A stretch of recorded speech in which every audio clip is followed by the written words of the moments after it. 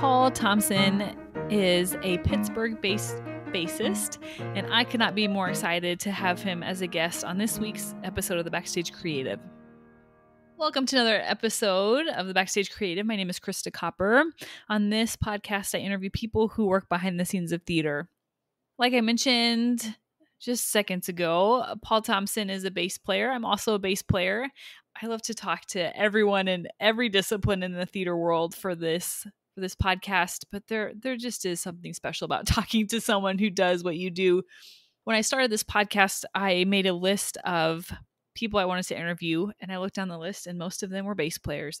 And so I realized that I needed to kind of put some limits on how many bass players I interviewed to keep my enthusiasm a little bit in check. And so I said, okay, I'm going to interview 2 bass players a year. That's the limit I'm going to put on myself, partly to stretch myself, to reach out to different people and to not to get kind of complacent and comfortable with just interviewing people who are musicians who play the same instrument as me. So Paul is the second bass player of the year that I'm interviewing. Like I mentioned, he's based in Pittsburgh. I found out about Paul from an interview he did on another podcast I listened to called Contrabass Conversations, which was a really great episode. If you're a bass player or a musician, check out Contrabass Conversations. The person who created it, Jason Heath, he's done this for a really long time. He's got he's close to about 900 episodes by now. So if you need a bass fix and want to listen to just conversation after conversation with amazing bass players, check out Contrabass Conversations.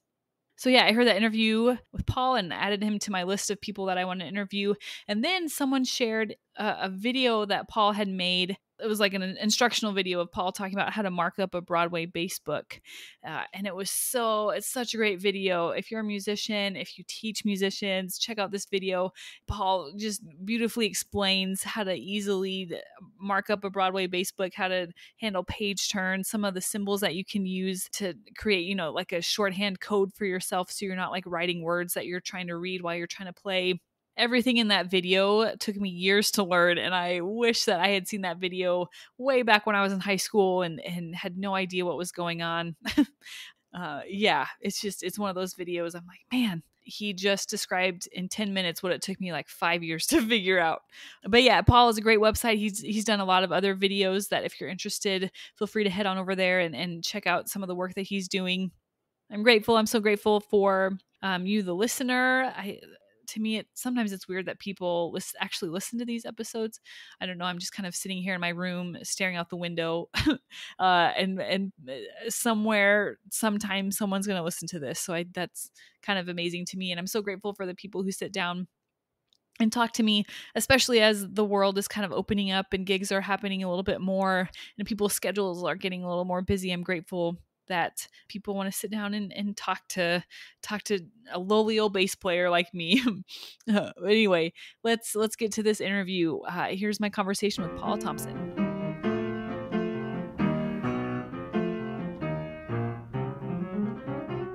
Everything was really spotty for a couple of months, and July, it's like somebody took a bucket and just turned it over. It's crazy. I have 3 days off in July, and I don't know how that happened. That's a great problem to have. Yeah, no, definitely. I'm not complaining. So for sure.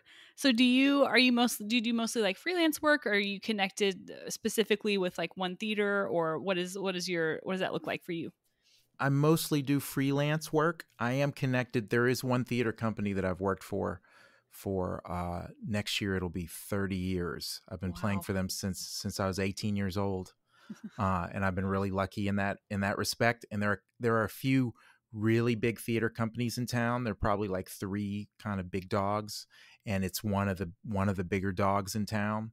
And their season runs from about I want to say October-ish until about April.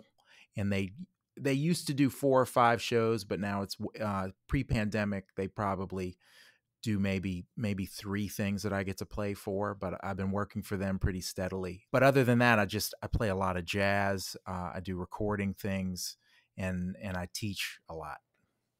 What have you learned in the time that you've spent freelancing about just balancing rehearsal schedules and when things overlap and last minute adjustments to your schedule? I think freelancing can feel kind of stressful sometimes. How have you learned to kind of, navigate the freelance space? Oh, for sure. I think the best solution, and this might sound funny, the best solution is to fill up your schedule as much as possible. I tend not to say no to anything if I'm open, which is good and bad. I'm always busy. The overlap can always be fixed. That's never a problem. The problem for me is if I have a big gap in my schedule, which often I plan if my wife wants to go somewhere, if I'm doing different projects, but I try to take everything I can take. There's a great bass player in New York who's not with us anymore named Bob Cranshaw that I really got to hang with when I was young. And he always told me, take every gig you can. If a folk singer wants to do something with you, take it. If a rock band wants to do something, do it. If you have an opportunity to play in the pit for a show, do it. You can learn something from every single gig. So I tend to, as quick as they come, I'll try to take as much work as I can because I like to be busy. I like to be learning and I love to be playing. So the best way to learn is to play as much as possible. So that's been my mantra, I guess. I found like some of the people that are the most interesting and fun to play with are the ones that do more than just theater, but that also play in community orchestras or do jazz gigs or have like a contemporary ensemble. I think there's something that you get that you can bring to the table when you have more going on than just one like style of music. I agree. And, there's only two kinds of music, good music and bad music. That's it. So, whatever kind of opportunity I have, I'm going to try to enjoy it, whether it's a chamber music thing or a funk thing or, a pit thing, whatever. I want to bring the highest level of what I can bring and then move on to the next thing. Hmm. What do you think qualifies as bad music? Music, I think, that's played without a lot of feeling. I also think filler music can have its drawbacks, and also when you're playing and people background music, there are situations where it can be really challenging to play for people that aren't really listening and don't expect to listen and don't expect you to go above a certain volume level because you're kind of white noise in the background. There's a challenge to that, but I'm always trying to just bring the highest level, whatever situation, make it the best it can possibly be. But as far as bad music, I mean, it's, music with no feeling tends to be really, really stinks. And I'd much rather play a gig like a free jazz, avant-garde jazz with tons of feeling for two people than to play in front of 1,000 people music that's just there with no emotion, very little emotion, where the musicians don't like each other or there's no connection. You're just kind of reading or going through the motions. That always becomes like that's a red flag for me. I think good music is made with people who have a connection personally. I think whether it's just a collegial kind of a connection or hey, I've known this person for a long time. I think that makes the music so strong and we all care about what we're doing. I think that that makes things a lot more interesting and have a lot more meaning in the end. Hmm. Hmm. Yeah, I like that you talked about like the like it's kind of on the musicians if it's good or bad, so yeah, it can get, that's kind of a gray area of what is bad and what is good. And but yeah, I agree with you. I think sometimes there is bad music. It's not, yeah.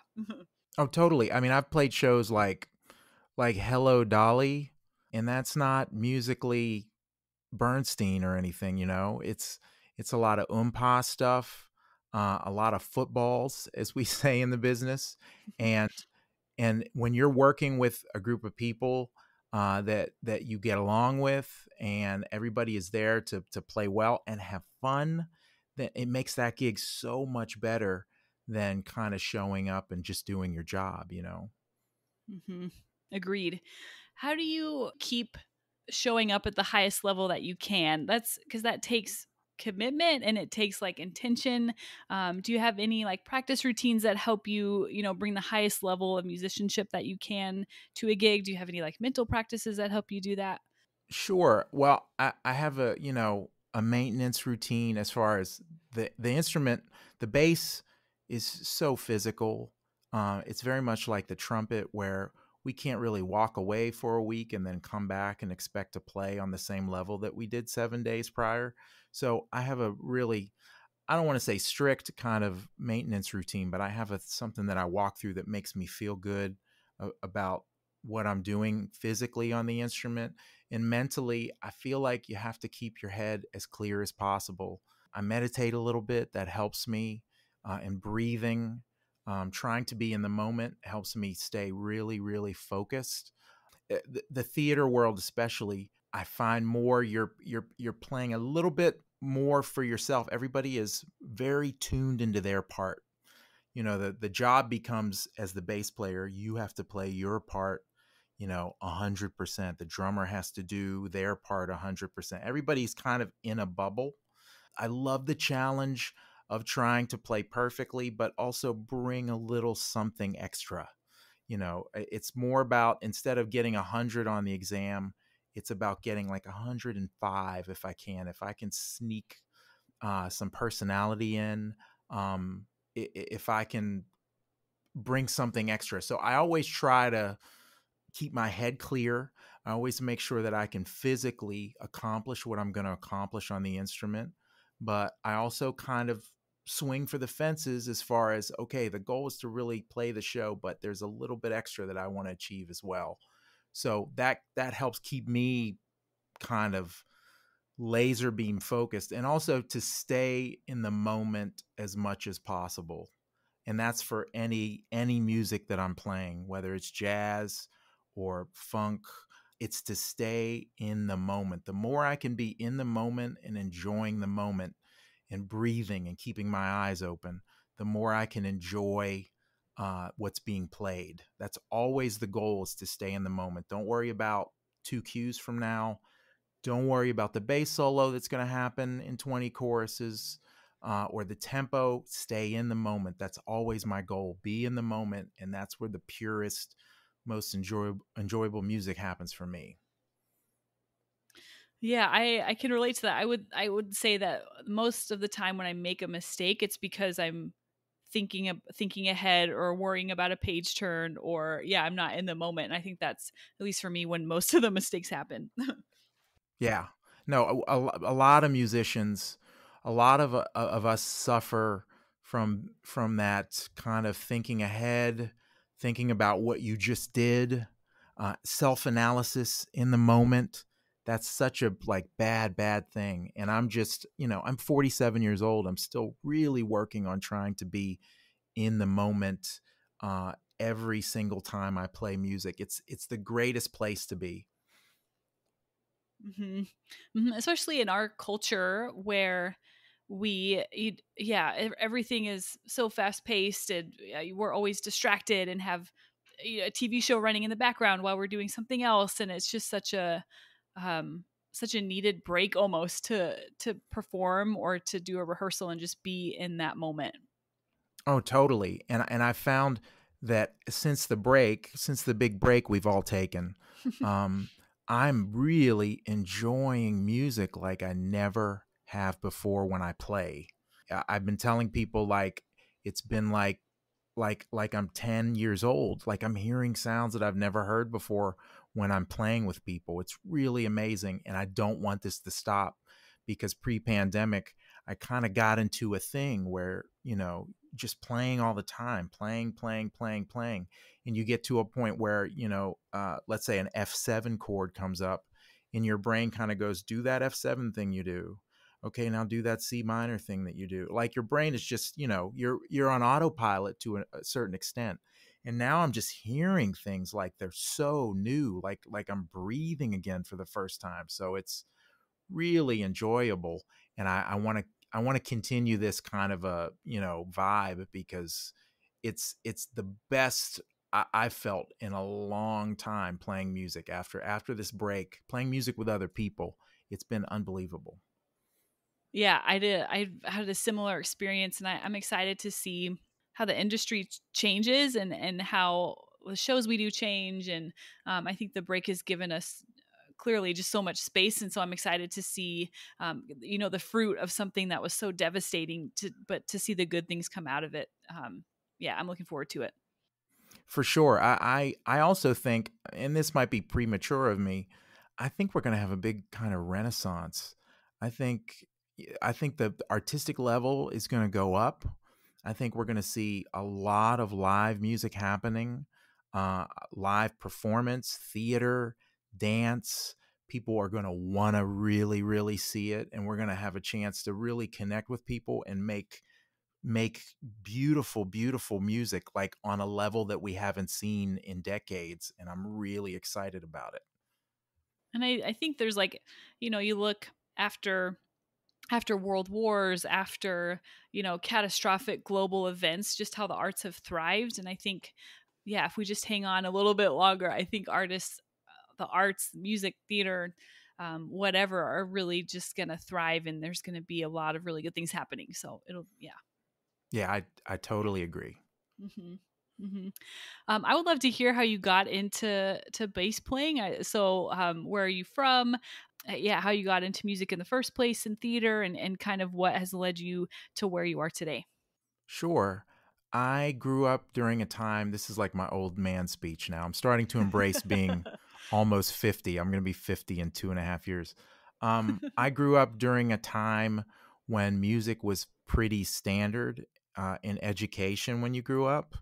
That is to say, everybody took music in school, whether you played an instrument or you sang in the chorus or you did both. People that are my age, we all had music, and it's a shame it's not like that anymore. But so I had an experience playing piano when I was younger.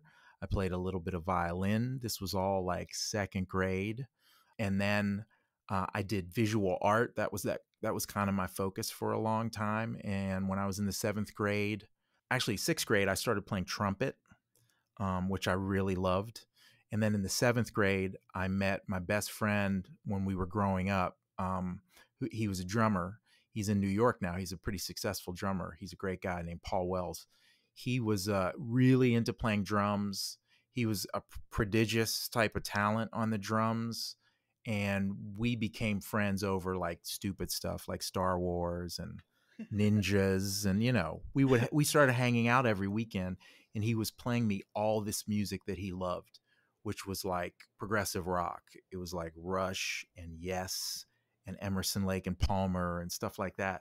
So I started really getting into this music, and it was the first time I had ever chosen music. Like, so I was 12, 13 years old, and I chose this progressive rock. I'd always listened to stuff that my mother was into, more or less like R&B or whatever was on the radio. But I really dug progressive rock. So hanging out with him, I wanted to play something. And I played trumpet, but that really wasn't an option in that music. So I was going to play guitar, but the bass only had 4 strings. It seemed easier than the guitar, which had 6 strings. So I thought, let me play bass because I could probably pick it up quicker. And so I started playing bass, really listening to, all this music, especially Rush. Geddy Lee was my absolute hero. He's still a huge hero of mine today. I love Geddy Lee. He's pretty much the reason I play bass. And after that, my friend kind of pivoted into jazz. He started listening. It's a progression a lot of people go through it, which is really weird. I really want to do a video on this of how people that are listening to progressive rock kind of do a really sharp pivot and start listening to big band music. And then it's always like a gateway to get into jazz. But he started listening to jazz. So I followed him. We started listening to kind of jazz rock fusion, which was Chick Corea. And then he started to get into real straight ahead jazz, Miles Davis and John Coltrane. And I was right along for the ride. So I kind of followed him. And then our paths kind of diverged. We went in separate directions. I moved to Chicago for a year with my mother and kind of jumped headfirst into that scene. Just as a teenager, I found a great teacher. I started going out to listen to live jazz. I started really playing the acoustic bass and studying the double bass.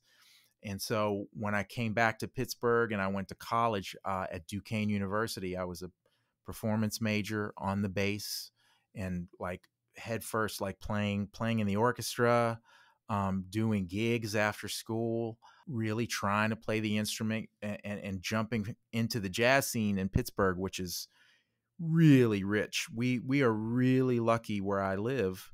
We have such amazing jazz musicians on every instrument, and it's been a great scene for a long time where people have played consistently over the years. So I had a lot of great saxophonists and pianists and drummers that kind of took me under their wing. I started playing a lot of jazz.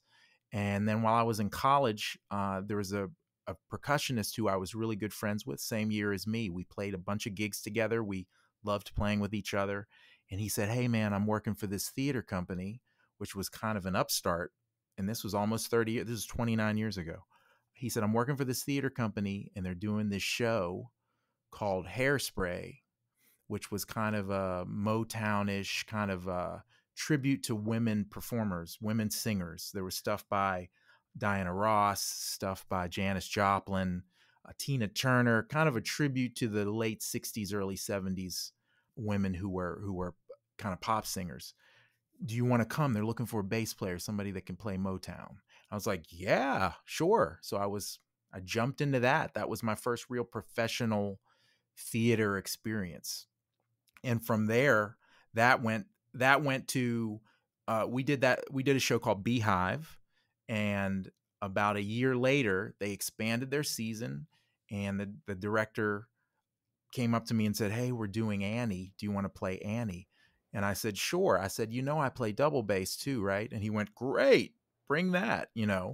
And so as that company grew, I got to do all these shows at a super young age. I was a teenager. I got to do Annie and West Side Story and Jesus Christ Superstar. I've probably played that show like 15 times. And Evita, stuff like that. I got to do a lot of shows, and I was always also playing in jazz clubs constantly. So the jazz thing was happening. I was meeting great musicians, playing, doing shows when that season came around. And then when I was about 23, 24 years old, I played a gig where I met a guy who was playing bass for Maynard Ferguson, great bass player in New York named Phil Palumbi. And we met each other. He sat in on my gig. He was a really cool guy. We exchanged information. He called me 2 days later and he said, "Hey man, I'm leaving Maynard's band and I'm going to recommend you for the gig." And I was like, "What?" And the first thought in my mind was, do I want to play with Maynard Ferguson? I had a preconceived notion, I was like, "Yeah, I don't know. I don't know if I want to do that." So I went around to all the older jazz musicians that I really respected. And I said, "What do you think? I don't know if I should do this." And they all looked at me like, "Are you crazy? Like, you never know, first of all, if a kind of opportunity like this is going to come along again. Secondly, you don't know where this opportunity is going to lead. It might lead to other things. Someone might hear you playing with Maynard and want to hire you." So I took the gig with Maynard Ferguson in, I want to say 1997. Yeah, it was 1997. I was 23. That gig was really interesting because it combined the elements of the theater thing with the jazz thing. There was a performance aspect to that band, but there was a really solid book. We played a lot of really tight arrangements that had to happen. There was a musical level that had to be kept. And then there was an element of jazz improvisation that would happen with soloing and walking and things like that. But that gig was awesome. I did that gig for 2 years and I got to go to all over the world. The only time I've ever been in Japan was with Maynard, which was really cool. Europe. And so after that, I got a call. We were on a 2-week break. I got a call to play with Stanley Turrentine, just like an appearance thing. I did this concert with him. And then his wife called me 2 days after that. And she said, "We're playing at Blues Alley in Washington, D.C. in 2 weeks. Can you come and play with us? Can you do the week with us?" And I thought for about 10 seconds, not even that. It felt like 1 hour. I said, "Yes, I can." and I still was committed to Maynard Ferguson. I had to go back out and do a tour. So I called the tour manager. I said, look, I got this great opportunity. I'm going to have to leave the band. So we worked it out so that I went out for a week with Maynard, and my replacement came out for the last few days and kind of shadowed me, almost like a theater gig. My replacement was kind of shadowing me and watching and going over the book, and I would tell him things about the gig. And then I went straight from playing with Maynard somewhere in Pennsylvania. I drove right down the Blues Alley in Washington, D.C., and I made the gig with Stanley Turrentine, and I kept that gig for a couple of years until he had a stroke. We were playing at the Blue Note in New York, which is kind of a week-long gig, and we got to Sunday night, and I came to the club, and I came in the club, and it was like a funeral. The music wasn't playing. Everybody looked sad, and I walked in, and somebody walked up to me and said, "Didn't you hear about Stanley?" I said, "What are you talking about?" And this is pre, cell phones and stuff. And they said his wife found him on the bathroom floor. He had a stroke. Wow. I said, "What?" I hadn't heard about it. So that's how that gig ended. So I came back to Pittsburgh, and fortunately, a combination of the jazz community here, but also the theater company that I was playing with, took me right back into the fold. The jazz community was kind of like, "Oh, you're back in town? Here's a bunch of other gigs that we have for you." And the theater company, the guy who did the booking for them said, "Oh, you're back in town. We've had such a hard time finding bass players. I got 2 shows for you right now. Are you free?" "Yeah, I'm free." I started working for them again. Long story short, or as if I can make it short now, I met my wife on one of those shows. One of those shows was this was the early 2000s, which was the tail end of the disco revival. There was a lot of like nostalgia for disco back then, like late 90s, early 2000s. We did a disco show that had been brought over from England called Boogie Wonderland. Over there, it was called Boogie Nights, but they couldn't call that here. They couldn't have that name because of the movie. So we were doing this show called Boogie Wonderland. I met my wife during that show, which was 20 years ago this year. And I've slowly, she was the one that convinced me to be a teacher. I had no interest in teaching at all.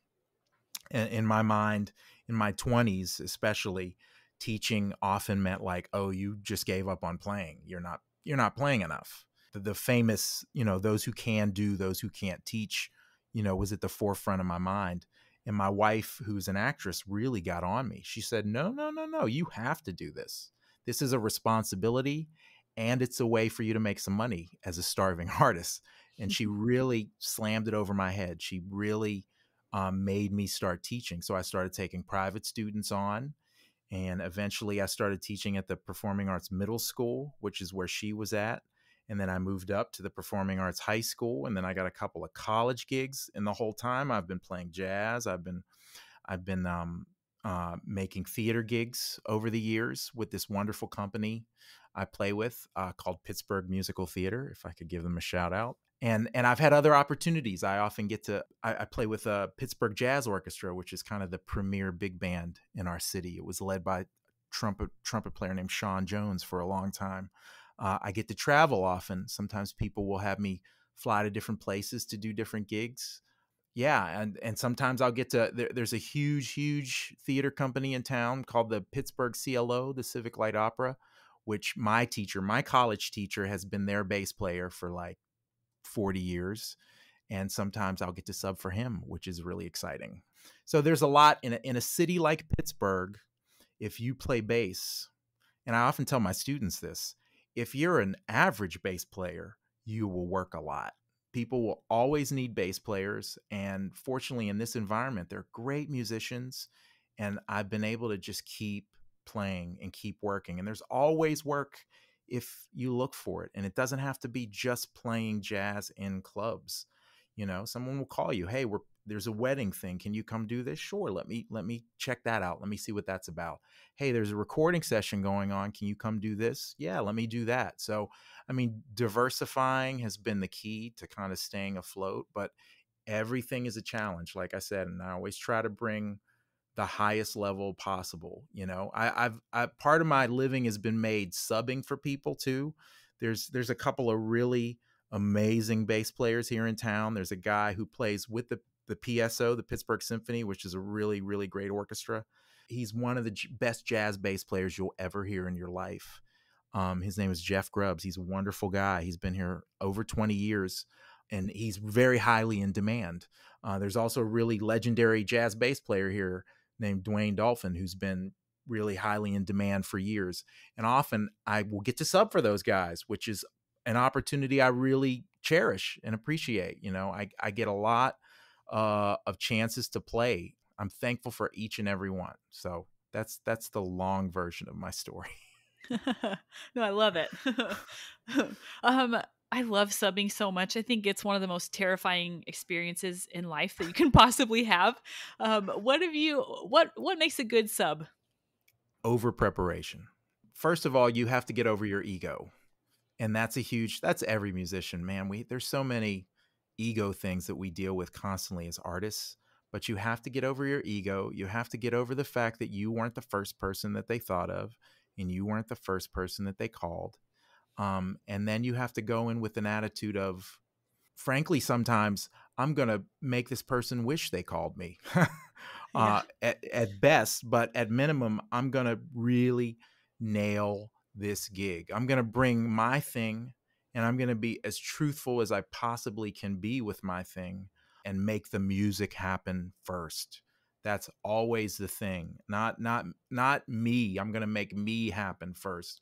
I'm going to make the music happen first and foremost, and let everything else, let the chips fall where they may. It's about the music always. I'll tell you a funny story. I had an experience. There was a hotel here in Pittsburgh that had live jazz like 4 nights a week. Right in the lobby when you walked in, they had a piano. You'd walk in. There was a drum set, bass player, and a bar. And it's the only 5-star hotel we have in town. So it was a great gig for people watching alone because, sports teams always stayed there. Famous people, when they came in, always stayed there. Tom Cruise, he filmed a movie here in Pittsburgh. He stayed at that hotel for like a month and a half. So, I got to see him, and like, it was really amazing. But one time, so there were different singers on that gig, and it was very piecemealed out where you kind of, the contractor would ask a large group of bassists and drummers, give me your open dates. And then you get a text back. Okay, here are your dates. The 11th, the 12th, the 31st, So you didn't know, sometimes you didn't know who you were working with. You just show up and, oh, okay, there's Dave. So I did that once, and the singer came in a little late, and she looked at me and she said, oh no, I thought so-and-so was going to be on the gig tonight. Oh. And, I know she wasn't trying to hurt my feelings, but my heart just sunk. Yeah. And so I thought, I assessed it. I had a minute to take it in. And then I thought, okay, I'm just going to play and make this music swing as hard as I possibly can, and I'm gonna bring music to the gig. And we had a great time. But that's something that you have to deal with as a sub, coming in and making it happen. It's like a backup quarterback on a football team. He's always the most loved and vilified guy in town. And I always think of myself trying to come in and, throwing a couple touchdowns and making the team look good. That's always my attitude. Let's do it that way, and get my ego out of the way, and they're always, what I'm trying to say is there are going to be situations like that. But if you put the music first, eventually you won't be the sub. You'll be the person on the gig, and you'll be the one calling the sub. Mm-hmm. So, yeah, I think about that often in theater gigs, especially when you're subbing. Like, you can only control yourself, and you can only control how well you play. You can't control the amount of space you get, or how the group feels about the player you're subbing for, or how the music director is conducting themselves. Like, you're the only one that you can control, and yeah, you're the only one that can do what you need to do. That's totally right. And if you come in as a sub and you make that music feel good and sound right, it's surprisingly how quick everybody, will embrace you, or, how much better it becomes when you make stuff feel good. Everybody becomes even happier. They become even happier than they were with the original player, but I cherish those opportunities. I see them as challenges. And to be honest with you, at 47 years old, I still get really nervous about gigs. There are still things I really feel like I need to work on. My adrenaline gets high. I'm still met with musical challenges, is what I'm trying to say. And it's really great. I love facing those challenges and taking them on, and seeing how I'm going to react. Mm-hmm. How do you handle nerves when you get them? Breathe. That's the main thing. Breathe. Note where your tension is happening. For me, it tends to happen in the back of my neck, and relax. My natural, and I'm speaking for me because I know everybody has different ways that they react to their nervousness and their tension. For me, it's I just start digging in and playing way too hard. I have to back off. I have to really lighten up. So that's the message I usually try to give myself. Lighten up, take your time, breathe. For me, that's been the best way. For some people, they have to have a drink at the bar or four before the gig starts. Breathing and relaxation really help. Also, sometimes I'll visualize, which may sound silly, but it's something I've heard athletes do a lot, to visualize yourself making that shot, visualize yourself playing that groove, see yourself playing the gig and smiling and having fun, and everybody else smiling and bobbing their head. Things like that really, yeah, that helps calm me down, and be a little more focused. I also like to, and I did a video about this, kind of find a point of focus. That's something I learned from Maynard Ferguson. We did a lot of clinics around the country. Out of 365 days a year, we were probably on tour, like, at least, I want to say 275, 280 days. Hmm. We did a lot of stuff. And when we weren't playing and rehearsing, we would go to high schools and colleges and do clinics. He had this great talk that he always gave, but his big thing was pick a person in the back of the hall and play to them. That's what he had, the biggest trumpet sound I've ever heard in my life. And I don't mean high. I mean, it was just fat and loud and just huge. And so his thing was to pick somebody in the back row and to play to that person. I do that myself, but more my focus. I try to throw my focus outward and play to one person. Sometimes it might be, if I'm playing in a jazz club, somebody sitting at a table that doesn't know that I'm throwing my focus to them. Sometimes it could be the exit sign in the back of the room. Sometimes if I'm in a pit, it can be somebody across the pit, or maybe an audience member in the first row or something. I'm trying to throw my focus. I'm trying to throw my energy outward. And that really tends to help too. Mm-hmm. Yeah, sometimes you just need to quit thinking about yourself so much. Yeah. I mean, the music is always the most important thing. And that goes back to, like what I said, being in the moment. If you can be in the moment, you've won half the battle. Mm-hmm. Agreed. How do you play the same thing over and over and over? How do you keep that fresh and exciting? Night after night. Yeah, I see myself as a little unorthodox.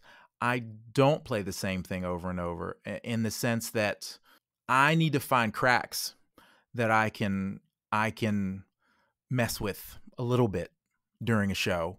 For instance, you take a show like Jesus Christ Superstar, and you have a blueprint for what to do on all of the songs, but there's all this room in between the notes that I'm hearing, in between the phrases. Maybe I'm going to put a slide in here. Maybe I'll start the line on beat 2, or I'll throw a little dotted quarter accent in here, or there's always some room, some wiggle room. I'm not the kind of player, and I know this might go against the grain. I'm not the kind of player that takes a Broadway book and thinks, My goal is to play this exactly the same way every night as written. There are things that I'll tweak. I'll tweak some things, not to the detriment of the music or the book, but I might change the octave on something. Let's say it was a book written pre five string, like Jesus Christ Superstar. Maybe I'll play something an octave down and really give it punch. Like I said, maybe I'll put in a slide. Maybe I'll palm mute something or slap something that wasn't meant to be slapped. Shows like that, I feel like have wiggle room. Remember that I was saying earlier about that 105. That's the extra five, the little bit of personality I try to throw into the music so that not only am I really playing the part, but I put myself into it somehow. I've made it so that it's not like any other bass player would play it.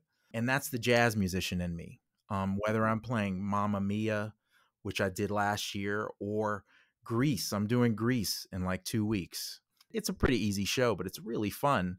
And there's room. There's room for a little personality because I'm not doubling with anybody. It's groove music. So for me, I have to change it up just a little bit, just a hair. And if that means if I'm playing Joseph in the Amazing Technicolor Dreamcoat, if that means I come in on beat 1, it might mean that I do a big slide on beat 4 to get us into beat 1.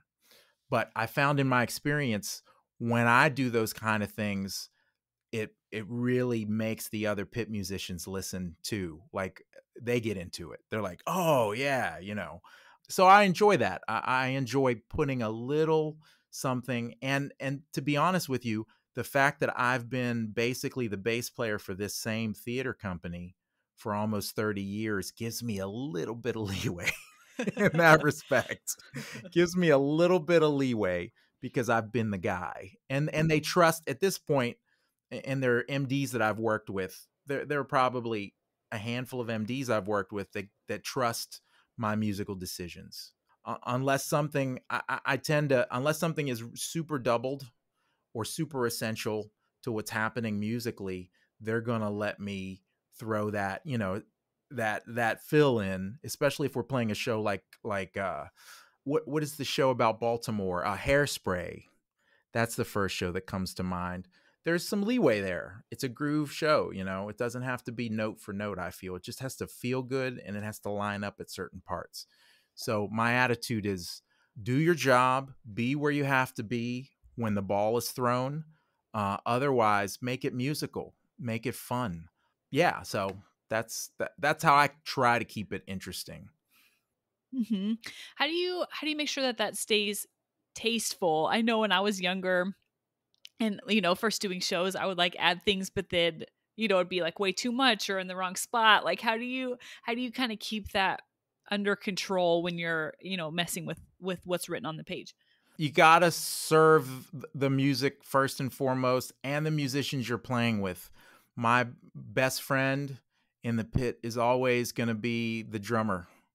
And if it doesn't work as far as our relationship, then I know it's not going to work as far as the group dynamic. I have to agree with him and or her.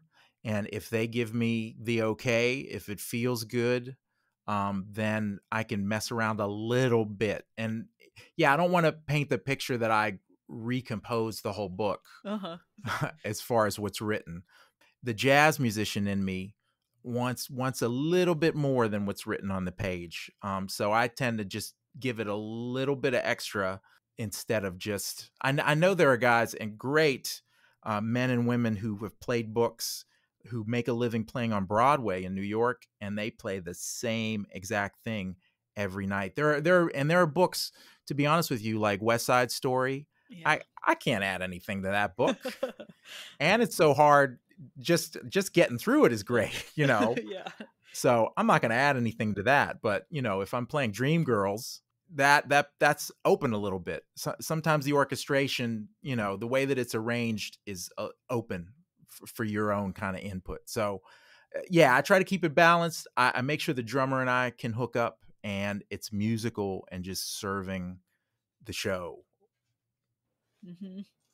So I recently watched your video about marking up a Broadway bass book, and through that whole video, I was like, man, I wish I would have seen this video 10 years ago when I was first starting.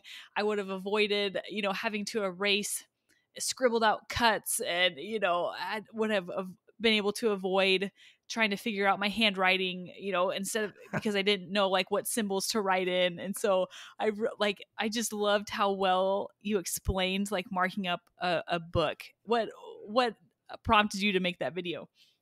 That had been an idea of mine for a while. When I first got my YouTube channel together, what I did is I sat down and brainstormed, and I came up with a list of about 100 things that I wanted to cover that I didn't see anybody else cover before. And these were all from my personal experiences, other than the historical things. And that was on the list. I consider myself a jazz bass player first and foremost, but I'm a jazz bass player who is incredibly fortunate to get to play Broadway shows. And over the years, I've played so many, and I just hadn't seen anybody discuss that type of thing before. I was a little reticent because I didn't want to speak out of turn. I didn't want anybody to kind of comment and go, "Hey, I've been playing Chicago for 10 years and this is wrong." But I wanted to put a video out there because I didn't see one, and I thought that people who play shows should know. And to be honest with you, my whole YouTube channel, the genesis of it, I loved videos by certain creators online. And at some point I thought, well, I have my own story. I have some things that I want to talk about that nobody's talking about. So I bought a camera, and I did nothing with the camera for, like 10 months. It just sat there. And then the coronavirus happened. And it was like God was telling me, now it's time, you better get it started, and I started doing videos. But mainly I try to do videos for my kids. The kids that I teach, mostly the high school kids at the Performing Arts School. I want to do subjects that are relevant to them. Our school does 2 big musicals a year, one in the fall and one in the spring. And my kids, I know kids who are teenagers right now are more prone to paying attention to videos online than they are someone in person telling them things. And I wanted to make videos that would reach my kids. And the best videos, in my opinion, the ones that I've made that kind of communicate the best, are the ones where I feel like I'm talking to my kids, the ones that they can watch and understand and really enjoy. So to be honest with you, a big part of the Broadway book video was I wanted to make something that my kids could watch. And so that, it's stuff that I would talk about in a lesson. Stuff that a teenager can absorb, and all these kids who play all school musicals can use some tools, to do that kind of thing. Mm-hmm.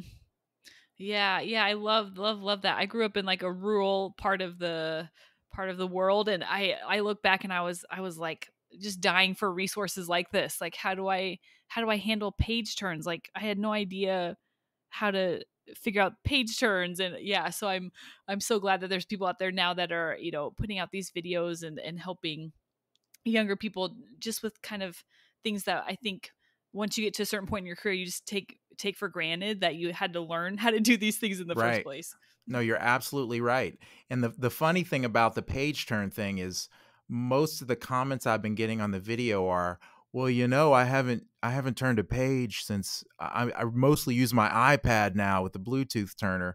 I feel like I'm way behind the times because I don't use an iPad with a pedal that flips the pages. I'm still very old school in that I use paper books with a pencil, and I'm a little old in that way. But this was information that I haven't seen anybody present, and it wasn't, to be honest with you, it wasn't stuff that I had learned in lessons even. It was stuff that I learned over the years.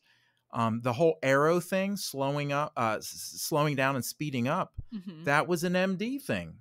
An MD was going over errata with us before the show.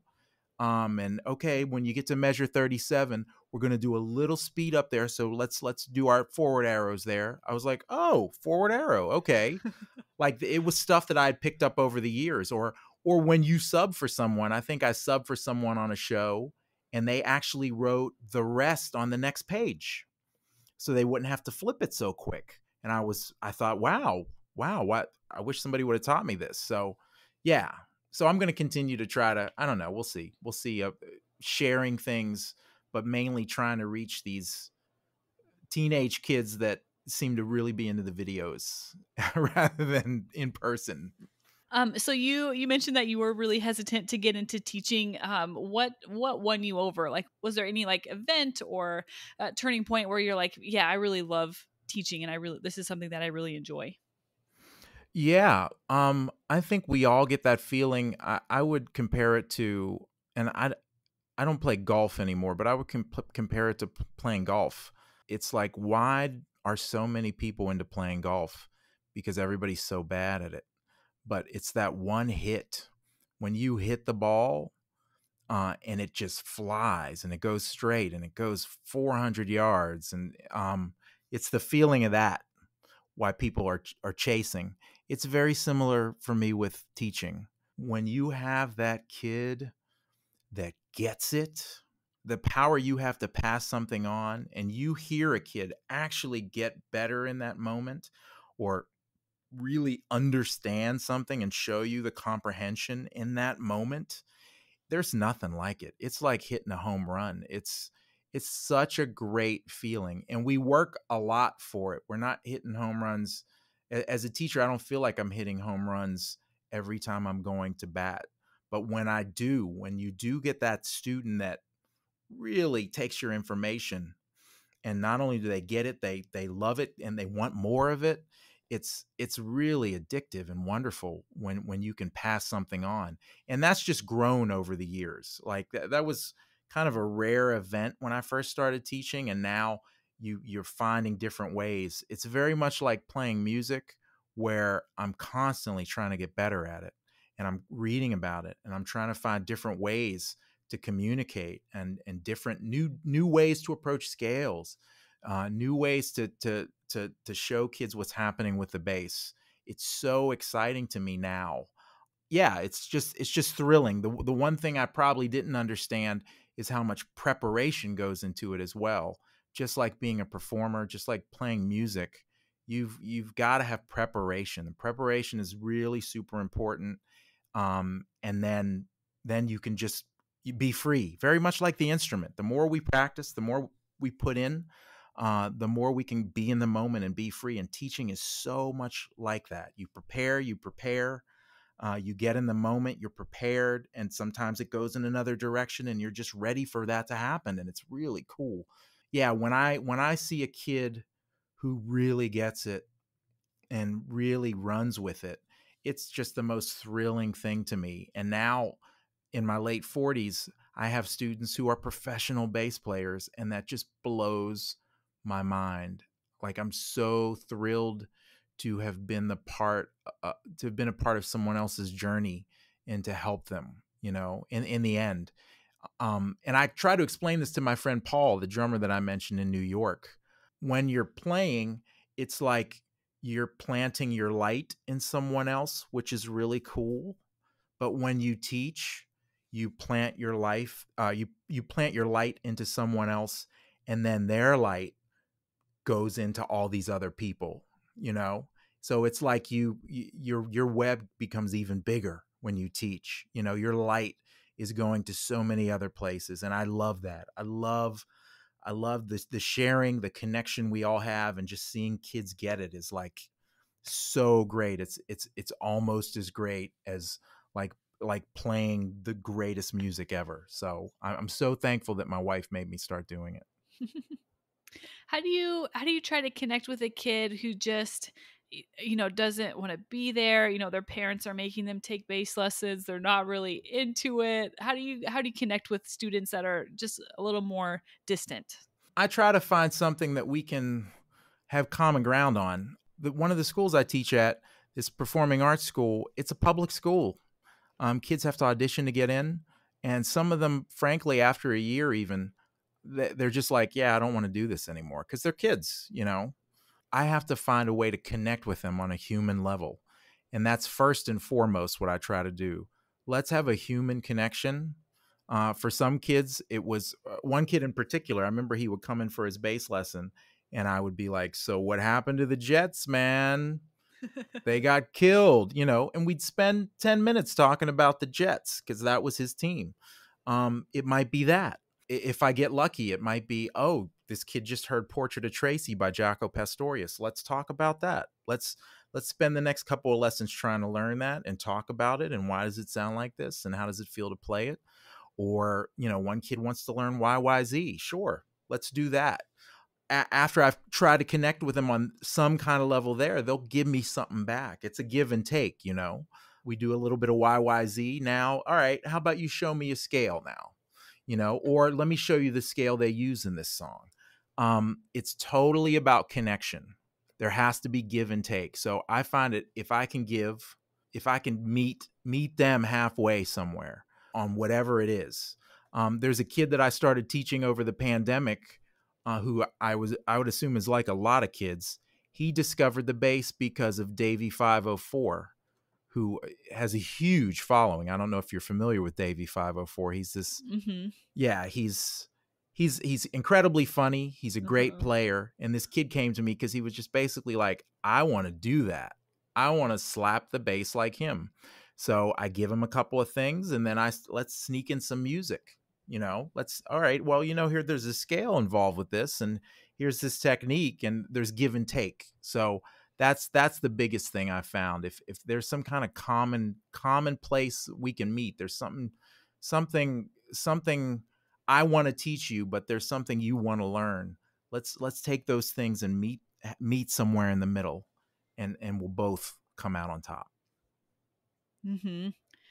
Yeah, that's great. It's very similar to playing in a pit, right? There's so much give and take that happens between a bassist and a drummer, and between, the MD and the rest of the pit. And it's kind of, Totally. happens whatever situation you're in.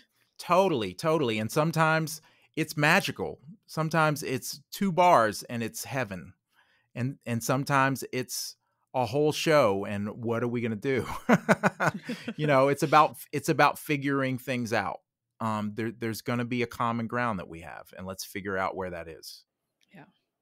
Awesome, Paul. I like to ask everyone one final question. And so my final question is, what are you excited about right now?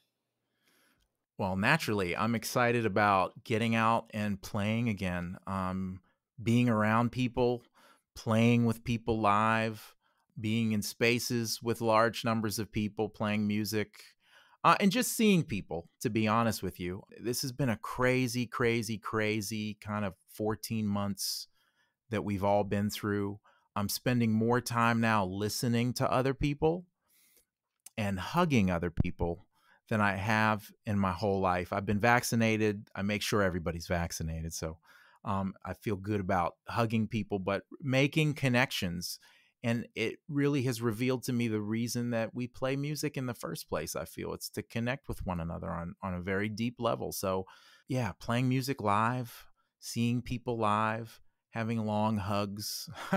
I really, really appreciate that now more than I have in my whole life.